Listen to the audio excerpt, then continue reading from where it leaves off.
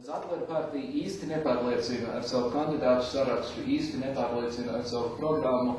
Ja Zatvaru partijas pirmais, kas ar viņu notika, bija, kas sastrīdējās ar Sarkano krustu, tad ir jābrīnās par to, jo tas ir tik muļķīgs pirmais skandāls partijai, ka gluži galva briežas. Ja?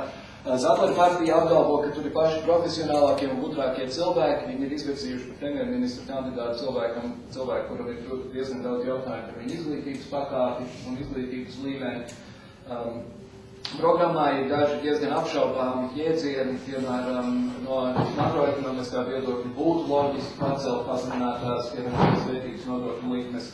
No sabiedrības viedokļa tas būtu pilnīgi graujoši, jo šīs pazeminātās likmes, protams, ir uz medikamentiem, uz malku, uz to, kas ir vajadzīgs Latvijas trūcīgākiem iedzīvotājiem. Un no vienas puses var teikt, ka jo ātrāk uzlabosies makroekonomiskā situācija, jo ātrāk uzlabosies arī visu iedzīvotāju dzīves standarts. No otras puses dzīves standarts pat labāk ir tik traks, cik viņš ir, un atņemt cilvēkiem iespēju ietaupīt kaut dažus santīmus ar malku un medicīnu, protams, liekas diezgan cietsirdīgi.